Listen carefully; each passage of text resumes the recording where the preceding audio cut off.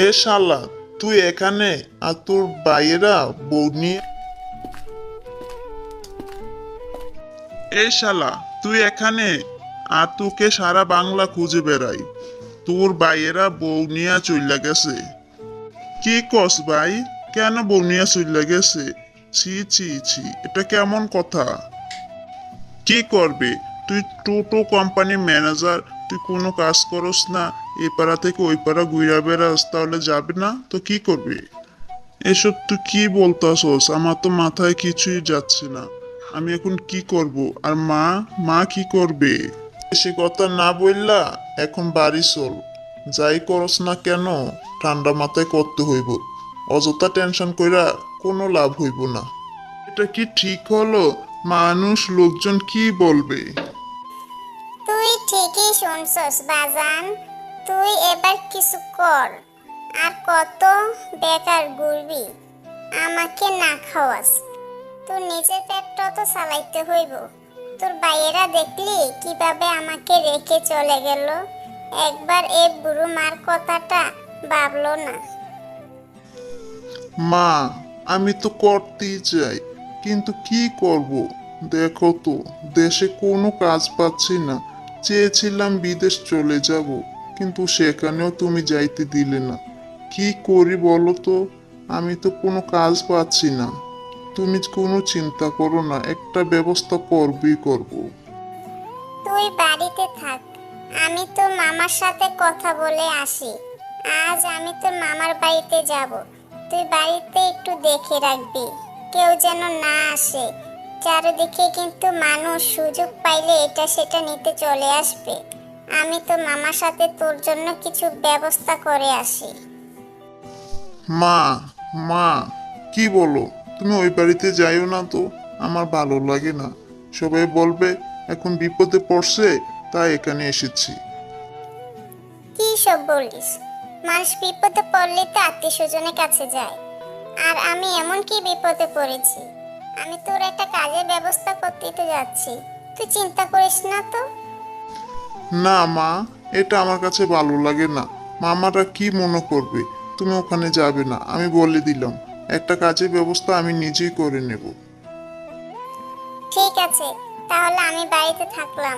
তুই যা, গিয়ে একটা ব্যবস্থা কর। এভাবে আর কতদিন চলবে? আচ্ছা ঠিক আছে, তুমি বাড়িতে থাকো। আমি গিয়ে দেখিয়ে আসি রহিম ভাইয়ের সাথে কথা বলে। আজ কোনো কাজ পাই।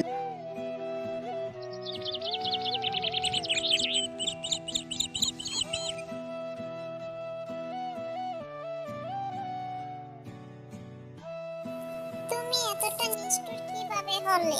আমি তোমারে সে সকাল থেকে কল দিয়ে যাচ্ছি, একবারও কল রিসিভ করো না। কি হয়েছে তোমার? মন খারাপ নাকি? আমার ফোনটা রিসিভ করেও তো বলতে পারতে।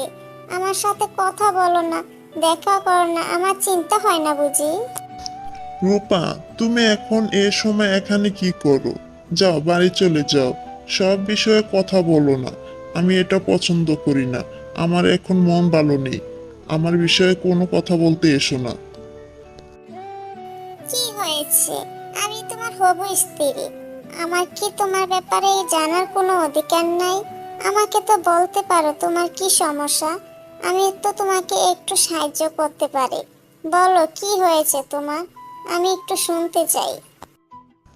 রূপা, তোমার বাবাকে বলো তোমাকে ভালো ছেলে দেখে বিয়ে দিয়ে দিতে।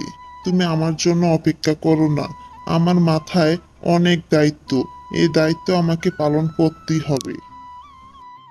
এইসব তুমি কি বলো? আমি তোমাকে ছাড়া কাউকে বিয়ে করব না। দরকার হয় আরো 5 বছর অপেক্ষা করব। কেন তুমি এসব কথা বলো? আমার মনটা খারাপ করে দিলে সকালবেলা। কি হয়েছে একবার আমাকে বলো তো। বলো কি হয়েছে? আমি বেকার, আর এই বেকারটাই হলো সবচেয়ে বড় অভিশাপ। বুঝলা? আমার ভাইয়েরা আমাকে রেখে, আমার মাকে রেখে চলে গেছে। এখন আমি বিয়ে করলে তোমাকে কি খাওয়াবো? ও আচ্ছা, এই কথা।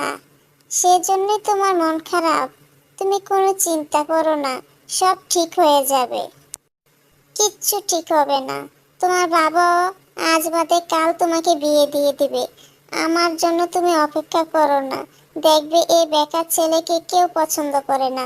তুমিও একসময় আমাকে ছেড়ে চলে যাবে। আমি তোমাকে আর তোমার মাকে নিয়ে রাজপ্রাসাদ নয়, একটা কুঁড়ে ঘরে থাকতে চাই। আমরা সেখানে সুখে থাকবো। তুমি সবাইকে এক মনে করো না। তুমি দেখবে একটা ব্যবস্থা হয়ে যাবে। তুমি বেকার থাকবে না। একসময় আমরা অনেক বড়লোক হব। রূপা, তুমি ঠিকই বলেছ।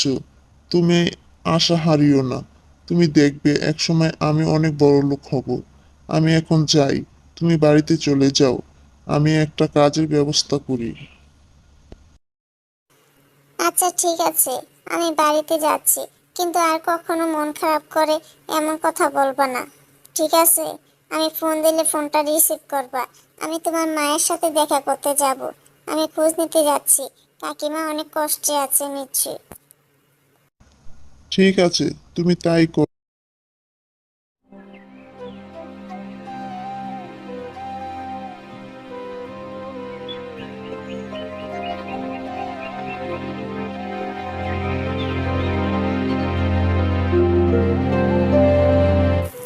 কি ব্যাপার মা রূপা, তুই হঠাৎ আমার বাড়িতে এই সময়, এই অবেলায় কেন? কি হয়েছে? তোর শরীর ঠিক আছে? বাড়ির সবাই ভালো আছে? কাকিমা, তুমি আমার কথা একটু ভেবো না। বাড়ির সবাই ভালো আছে। আমি আসলাম তোমার খোঁজ নিতে। শুনলাম তোমার মনটা খুব খারাপ, তাই আসলাম কিছুক্ষণ তোমার সাথে গল্প করতে। না মা, তেমন কিছু না। ওই আমাদের একটু পারিবারিক সমস্যা, তো ঠিক হয়ে যাবে। দেখিস, রাহাত সব ঠিক করে দিবে। আমি জানি মা, রাহাত সব ঠিক করে দিবে। কাকিমা, চলো আজ আমার বাড়িতে। আজ আমি তোমার পছন্দের রান্না করেছি। তুমি যা যা পছন্দ করো তা তা করেছি। তুমি খাবে, চলো আসো। না মা, আমি এখন যাব না। যদি যাই তোমাদের বিয়ের পরে যাব, এখন না। এখন যাওয়াটা ঠিক হবে না। আর তোমার রান্না অবশ্যই আমি খাবো, কিন্তু সেটা আমাদের বাড়িতে, তোমাদের বাড়িতে গিয়ে নয়, ঠিক আছে? রাগ করে না, যাও, বাড়ি চলে যাও। তাহলে আমি রান্না করে খাবারগুলো এ বাড়িতে নিয়ে আসি। আজকে আমি, রাহাত আর তুমি তিনজন মিলে একসাথে খাবার খাবো। মানে, সত্যি কথা বলতে রাহাতও না খেয়ে চলে গেছে। আমিও কিছু খাইনি, কারণ বাসা রান্না হয়নি। ওই বৌমারা তো চলে গেছে, চাবি নিয়ে গেছে, আমাকে দিয়ে যায়নি। তো দিলে ভালো হতো। ঠিক আছে মা, একটু দাঁড়াও, আমি বাসা থেকে খাবারগুলো নিয়ে আসি। আজ আমরা তিনজন মিলে খাবো। একটু মন খারাপ করবে না, আমি বাসা থেকে নিয়ে এসেছি। তাও এখানে খারাপের কি আছে বলো? তোমরা তো আর আমার পর না, তোমরা আমার অনেক আপন। আচ্ছা ঠিক আছে, এত করে যখন বলছো তখন নিয়ে আসো। আমরা সবাই মিলে একসাথে খাবো। আবার আমি যখন রান্না করব তখন তুমি নিয়ে যাও। তোমার বাবা মা বসে। কি রে শিয়াল পাগনে, তোর তো অনেক কিছুরই হেডান আছে। তাহলে তুই রাহাত্রে একটা চাকরি দিয়া দেস না? হ মামা, তোমার তো ওই বড় বড় লেকচার দেওয়া ছাড়া আর কোনো হেডান নাই। পারো শুধু আমারে খোসায় খোসায় কথা বলতে। চলো শিয়াল ভাই, আমাদের দেরি করা ঠিক হবে না। আমরা সবাই রাহাতের পাশে দাঁড়াই। এই সময় রাহাতের পাশে থাকাটা খুব দরকার।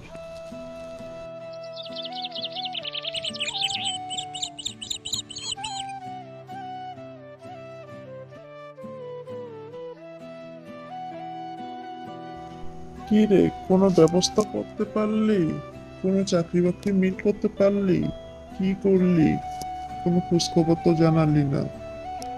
আমি তো ভাবছি কবে রূপার আর রাহাতের বিয়ে খাবো, সেই অপেক্ষায় প্রহর গুনছি।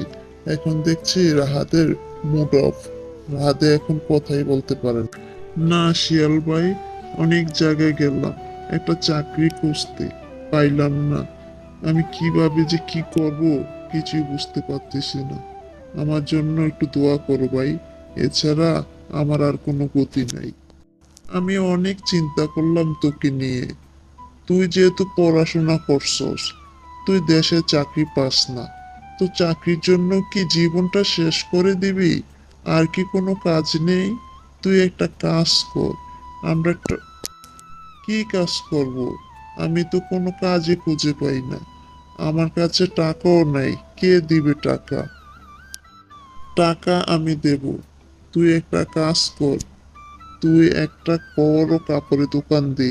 সে দোকান থেকে অনেক লাভ হবে।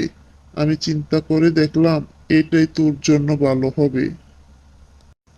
শিয়াল ভাই, তুমি একটা ভালো কথা বলেছ।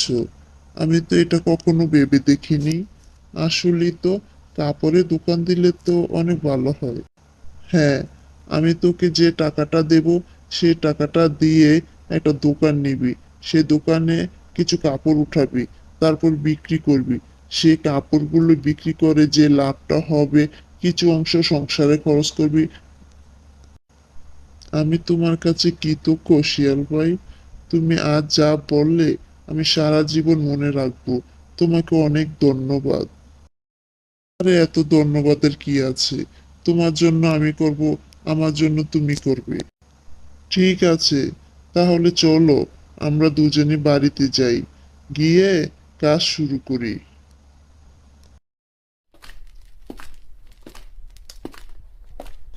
হ্যালো বন্ধুরা, কেমন আছো সবাই? আশা করি সবাই ভালো আছো। আমাদের এই গল্পটি তোমাদের কেমন লাগলো? যদি ভালো লেগে থাকে তাহলে লাইক, কমেন্ট, সাবস্ক্রাইব করে দাও। আরো নতুন নতুন গল্প পেতে আমাদের সাথেই থাকো।